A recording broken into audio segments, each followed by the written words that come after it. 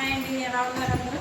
ఈరోజు మాకు కిషోరి వికాస్ అని మండల స్థాయిలో శిక్షణా కార్యక్రమం పెట్టారండి. అంటే బేటీ బచావో బేటీ పడావో కిషోరి బాధ్యత గురించి అండి.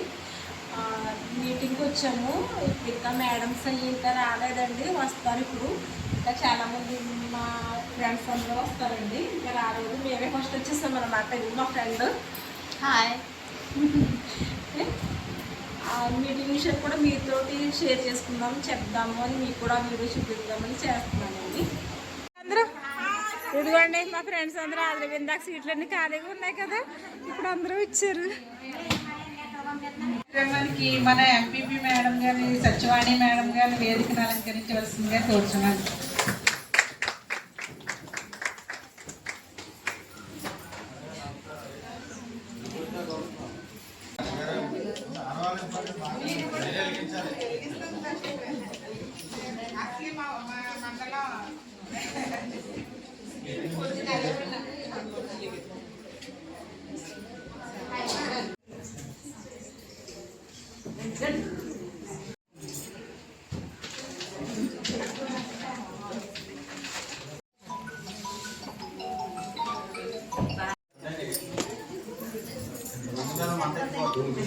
అధికారులందరూ స్టేజ్ మీద ఉన్నారండి. మొత్తం అందరూ మేడమ్స్, అధికారులు అన్నమాట.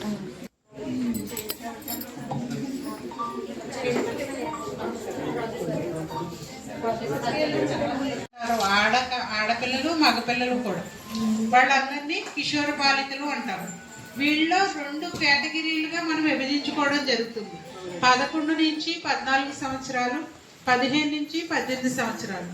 ఈ 2 కేటగిరీల వాటిని ముఖ్యంగా విలేజ్లో మీరు చేయవలసిన పని ఏంటంటే, మీరు ఎక్కడైతే ఏ విలేజ్లో అయితే డ్రాప్ అవుట్స్ ఉంటారో వాళ్ళు ఆడపిల్లలు కానివ్వండి మగపిల్లలు కానివ్వండి, వాళ్ళు 6th కానీ 7th కానీ 8th కానీ చదువు మానేసిన వాళ్ళు, తర్వాత 9th 10thలో మానేసిన వాళ్ళు, ఇంటర్మీడియట్లో మానేసిన వాళ్ళు కూడా ఉంటారు.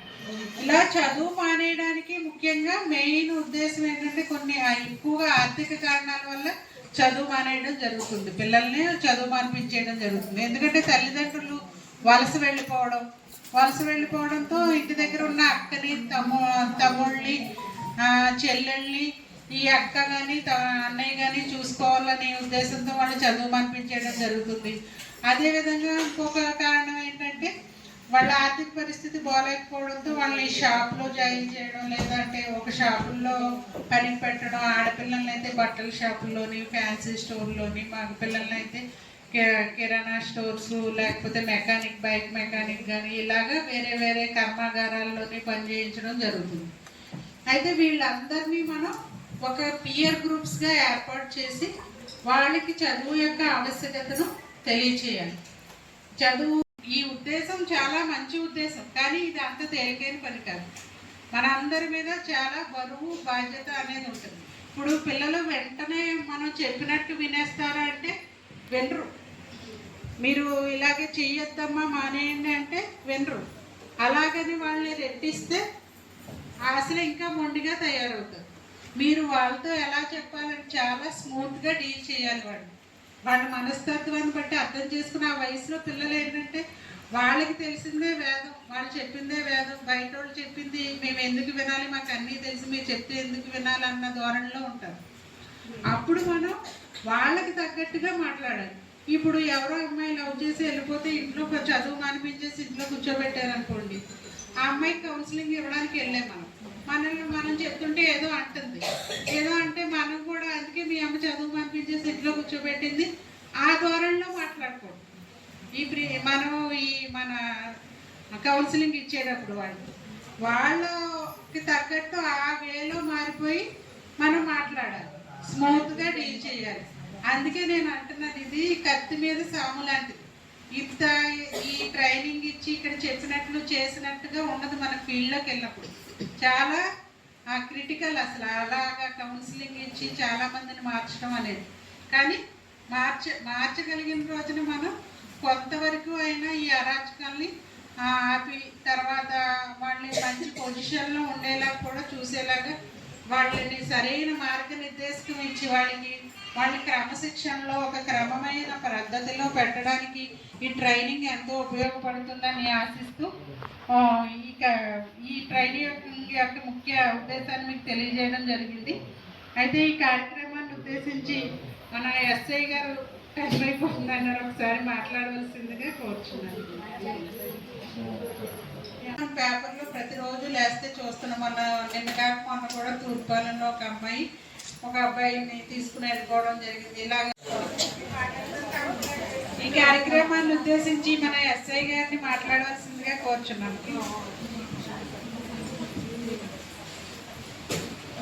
కానీ లేదా అమ్మమ్మ దగ్గర నాన్నమ్మ దగ్గర పిల్లలు పెరుగుతూ ఉంటారు. మరి వాళ్ళ సంరక్షణలో ఉంటారు. వాళ్ళు ఎంతవరకు ఆ పిల్లల్ని కాస్తారు, ఎంతవరకు చూస్తారు. కొంతమంది పిల్లలు కొన్ని విషయాల్లో దారి తప్పడం జరుగుతుంది. అది మగపిల్లలైనా ఆడపిల్లైనా, ముఖ్యంగా ఆడపిల్లలే మనం కంటికి రెప్పలాగా కాపాడుకోవాల్సిన బాధ్యత అందరి మీద ఉంది. దాని గురించి ప్రత్యేకించి మన ప్రభుత్వం ఈ రకంగా ఈ ట్రైనింగ్ క్లాసులు ఏర్పాటు చేయడం అనేది చాలా అభినందనీయం.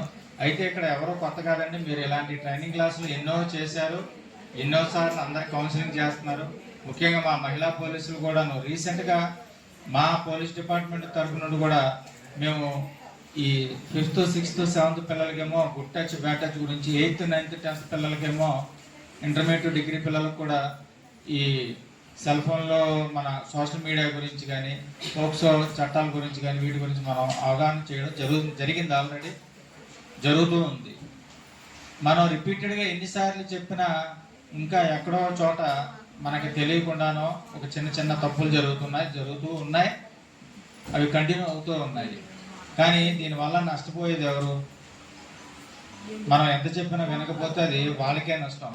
వాళ్ళకి ఏ రకంగా నష్టం జరుగుతుంది అనేది రెగ్యులర్గా, ఇప్పుడు చిన్నప్పుడు మనం ఒకసారి చెప్తే మన అమ్మా నాన్న లేకపోతే మనకి ఏదైనా ఒక విషయం పదే చెప్తూ ఉండేవారు. కాబట్టి మనం ఈ రోజున ఈ స్టేజ్కి వచ్చాం. మనం కూడా ఆ పిల్లల్ని మన పిల్లల్లాగానే భావించి, ఫస్ట్ ఏ పిల్లలు మంచి చెప్తే అంత తొందరగా వెళ్ళండి. అమ్మ నువ్వు సెల్ ఫోన్ చూసుకో, వెరీ గుడ్. ఆ ట్యాబ్లు ఇచ్చారు, దానికి తగ్గట్టు ఈ గవర్నమెంట్ స్కూల్స్లో చదివే పిల్లలకి, ప్రైవేట్ స్కూల్లో చదివే పిల్లలకి అవకాశం లేదు, కానీ వాళ్ళకి ఖాళీ కూడా ఉండదు. కానీ గవర్నమెంట్ స్కూల్లో చదివే పిల్లలకి వాళ్ళకి ఇంకా హై స్టాండర్డ్స్ ఇవ్వాలనే ఉద్దేశంతో వాళ్ళకి ఈ ట్యాబ్లు ఇవ్వడం జరుగుతుంది. కానీ చాలామంది దాన్ని మిస్యూజ్ చేయడం కూడా జరుగుతుంది. ఈ లోకల్గా ఉన్న సెల్ ఫోన్ షాపులకి వెళ్ళడం, దానికి ఉన్న లాక్స్ అయి తీయించడం, అందులో వాళ్ళకి కావాల్సిన యాప్స్ అప్లోడ్ చేసుకోవడం, అలాంటివి కూడా కొంతమంది కొన్ని చోట్ల చేస్తున్నారు. అవి కూడా మా దృష్టికి అప్పుడప్పుడు టీచర్స్ తీసుకొచ్చి కొంచెం భయం చెప్పండి సార్ అని చెప్పడం కూడా జరుగుతుంది. మన పిల్లలకి ఎలా అయితే చెప్తామో ప్రతి ఒక్కళ్ళు కూడా బాధ్యత తీసుకొని, ముఖ్యంగా ఈ చైల్డ్ మన ఈ ఎలోపుడు అయిపోతారు వెరిఫై చేస్తే ఒక 4-5 కుర్రోళ్ళు కనపడితే మాతో చేసిన మాట వాస్తవేనండి, కాకపోతే మేము ఐ లవ్ యూ చెప్తే తను రిజెక్ట్ చేసిందండి, ఫ్రెండ్స్లా ఉందని చెప్పాను. దాని వయసు ఎంతండి? 15 సంవత్సరాలు. అది స్నాప్చాట్ చేస్తుంది ఆ పిల్ల. వాళ్ళెవరో వేరే వాళ్ళతో, గుర్తు తెలియని వాళ్ళు లేకపోతే పక్క ఊరు వాళ్ళతో స్నాప్చాట్లో చాట్ చేస్తుంది. ఆ స్నాప్చాట్ దాని వాల్యూ ఎంతండి? ఈ రోజు పెట్టిన మెసేజ్లు రేపు మార్నింగ్ 24 అవర్స్లో డిలీట్ అయిపోతుంది ఆటోమేటిక్గా. యాక్చువల్ మేము కూడా వాడతలేదు, మాకు తెలియదు. కొత్తగా వాడేవాళ్ళు ఏమంటే చెప్పాలి, మా మహిళా పోలీసులే చెప్పాలి దీని గురించి ఏమన్నా వాడితే. అంటే మనకన్నా ఈ పిల్లలే చాలా అడ్వాన్స్గా ఉన్నారు.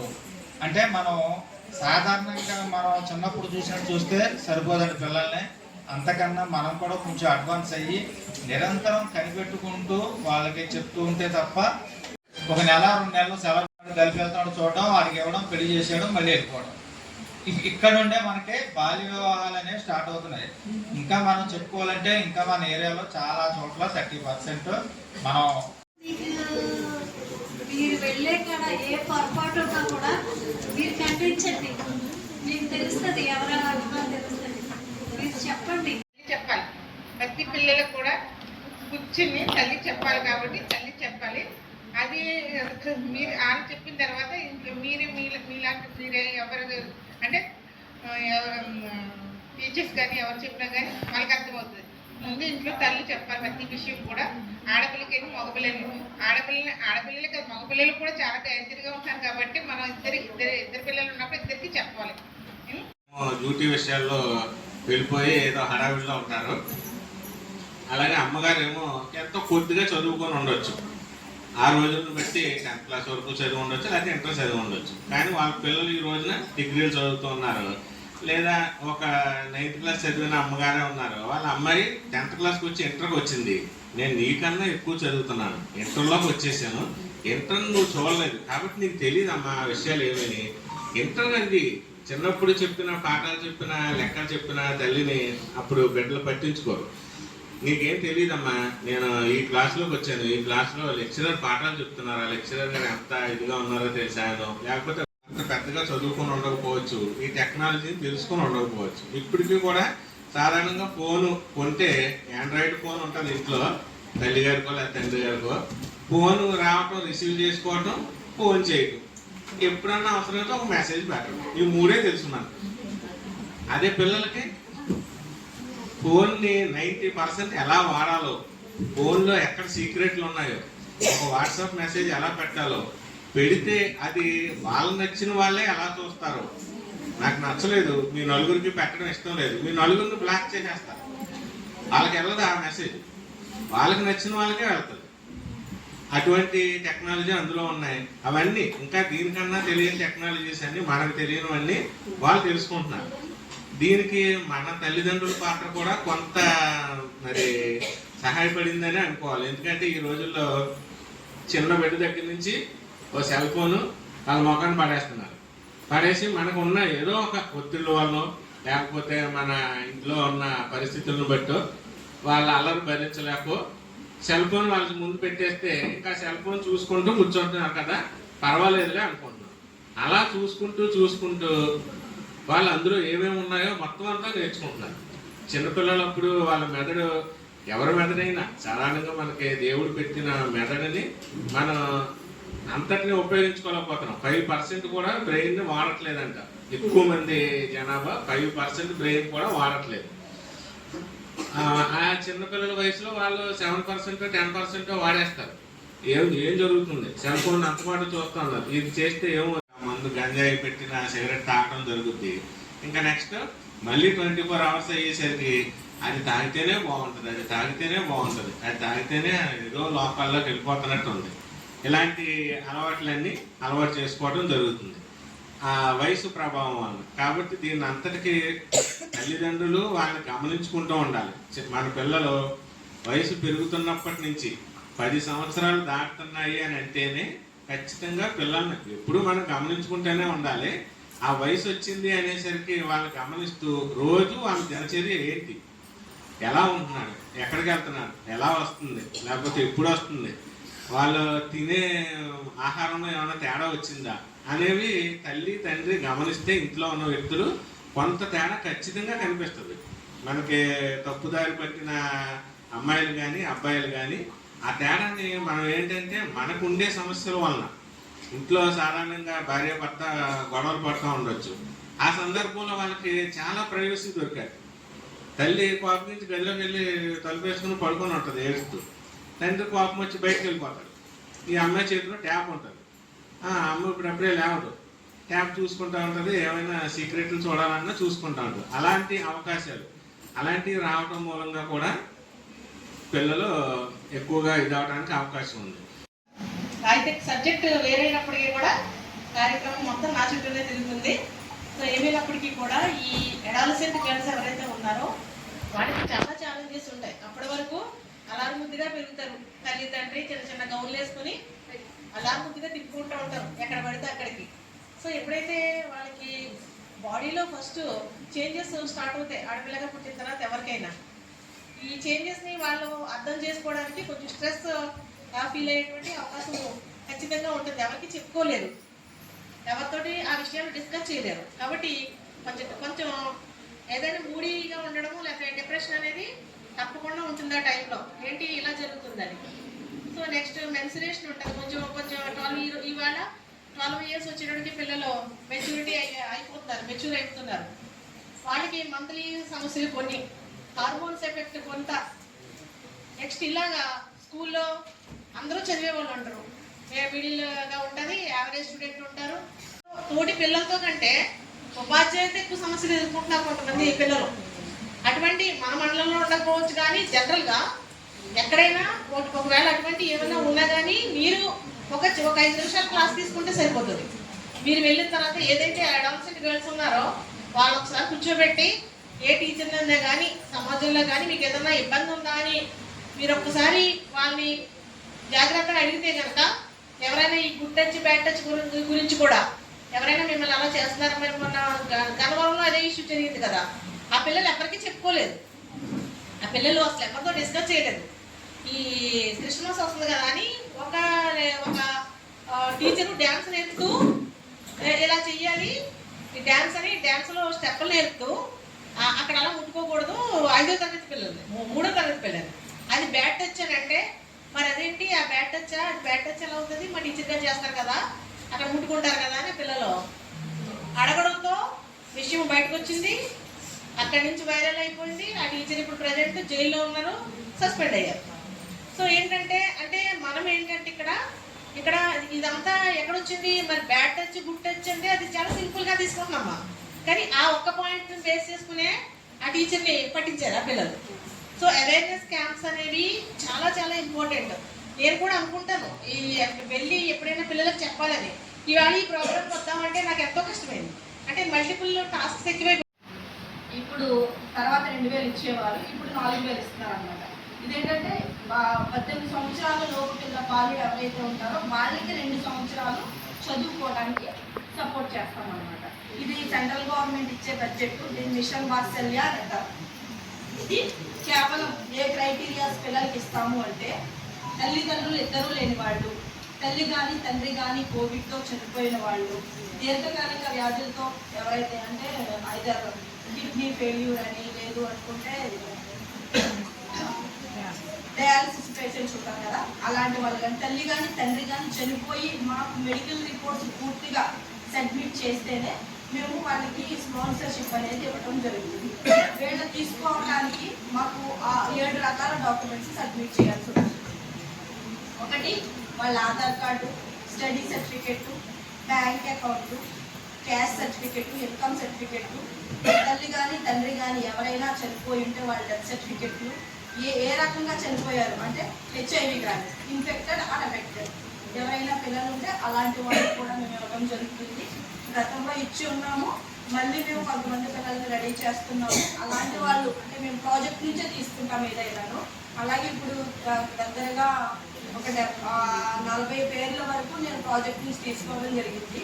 నెక్స్ట్ వచ్చే బడ్జెట్లో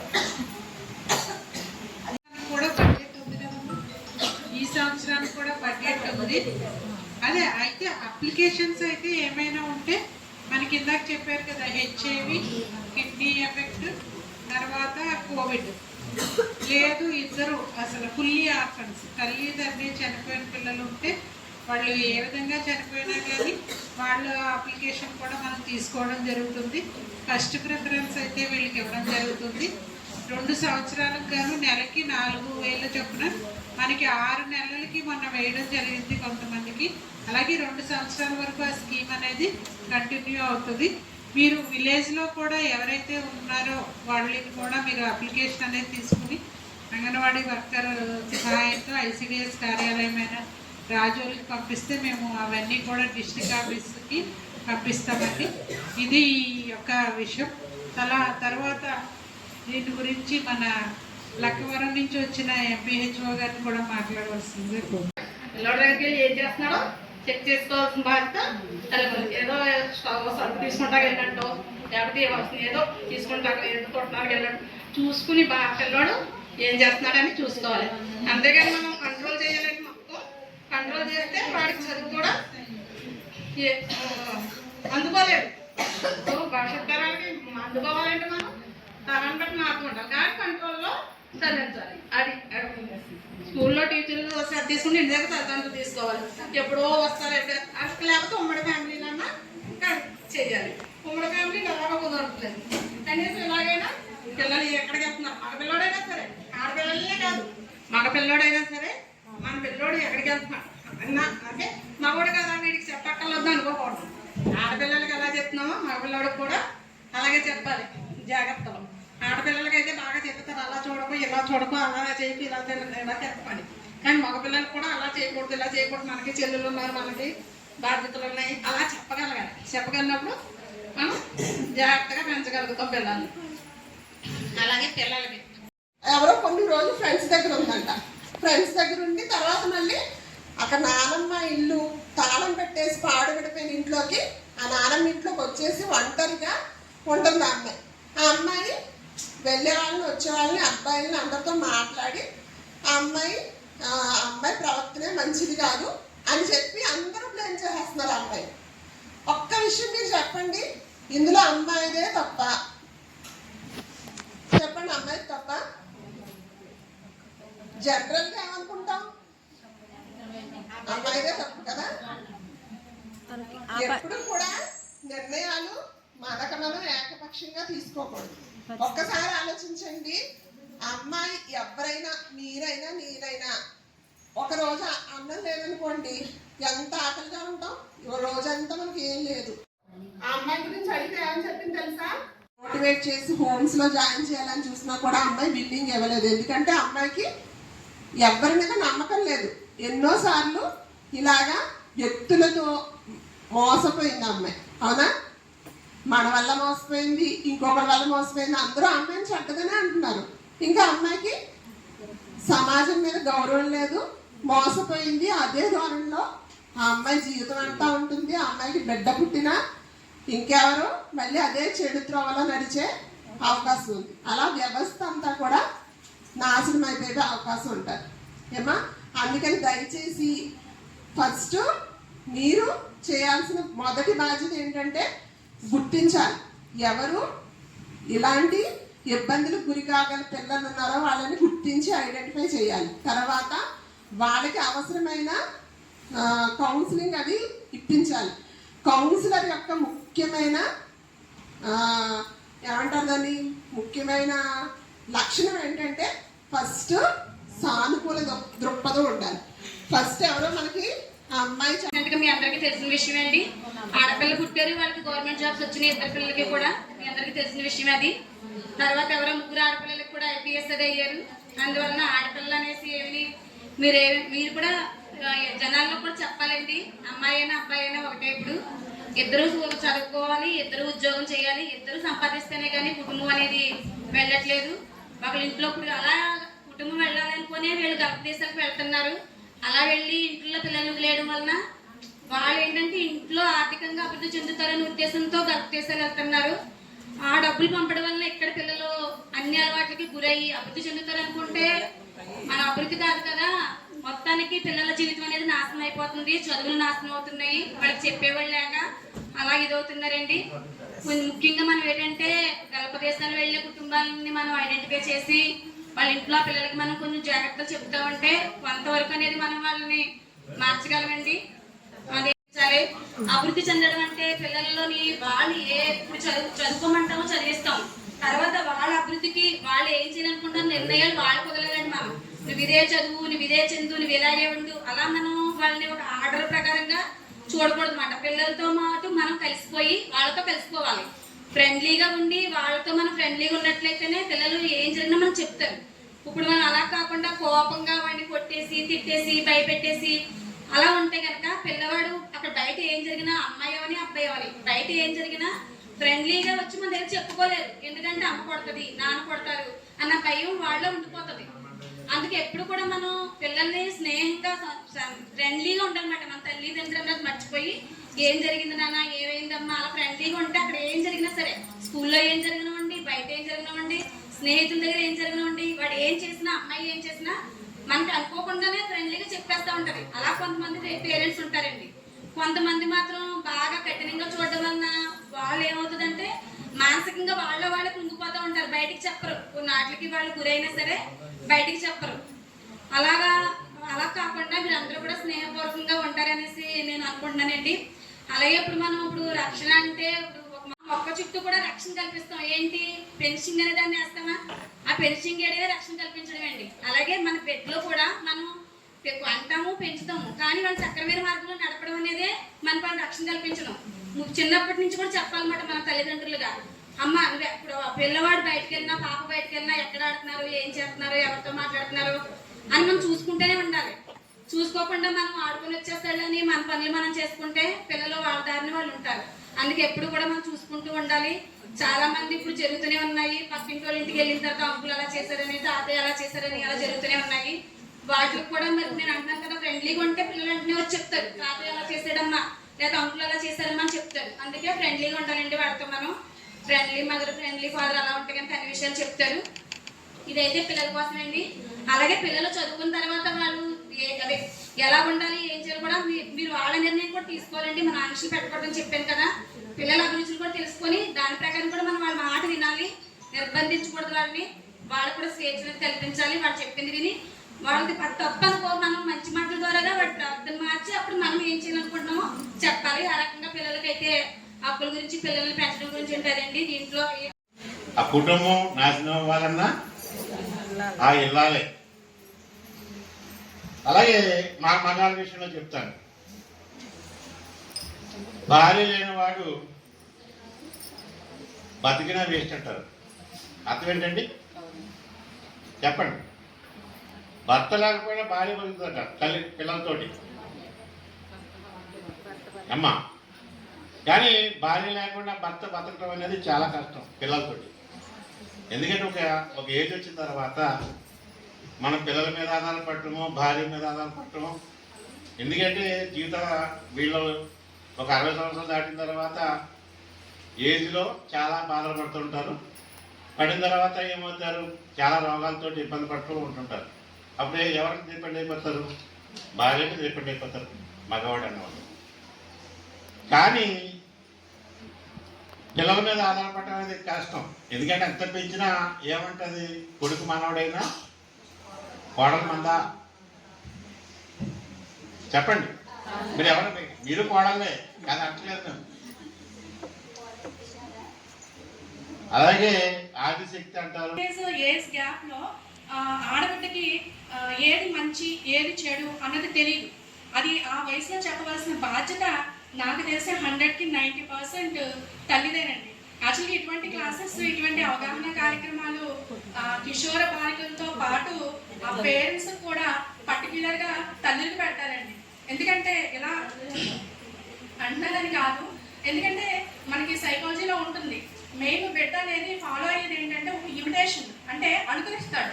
పెద్దవాళ్ళు ఏం చేస్తే అదే ఫాలో అవుతారు. ఫస్ట్ సపోజ్ మనం ఇంట్లో టీవీ చూస్తే వాళ్ళు ఆటోమేటిక్గా టీవీ చూడడానికి వీళ్ళకి చూపిస్తారు.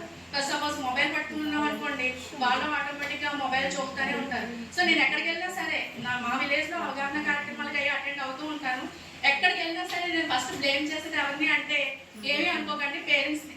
ఎందుకంటే సెకండరీ రోల్ టీచర్స్ది. మొన్న పేరెంట్ టీచర్స్ మీటింగ్స్ కూడా జరుగుతున్నాయండి మనకి. పర్టికులర్గా మహిళా పోలీసులు కూడా వెళ్ళి మాట్లాడమంటున్నారు. నిజంగా అది ఒక గోల్డెన్ ఆపర్చునిటీ. ఎందుకంటే అవగాహన కార్యక్రమంలో మనం పాల్గొంటున్నాము అంటే అది ఒక విధంగా గొప్ప సర్వీస్. ఎందుకంటే ఒక ఫ్యామిలీ అనేది డెవలప్ అవుతుంది. అంటే ఒక తప్పుదోవలోకి వెళ్లకుండా, ఆ ఆడబిడ్డ ప్రమాదంలో పడకుండా మనం కాపాడుతున్నాం. అందుకు అంటే అవగాహన అనేది తప్పు జరిగే ఆ పర్సంటేజ్ని తగ్గిస్తుంది. అవగాహన ఉన్నప్పుడే మనం తప్పు చేయం.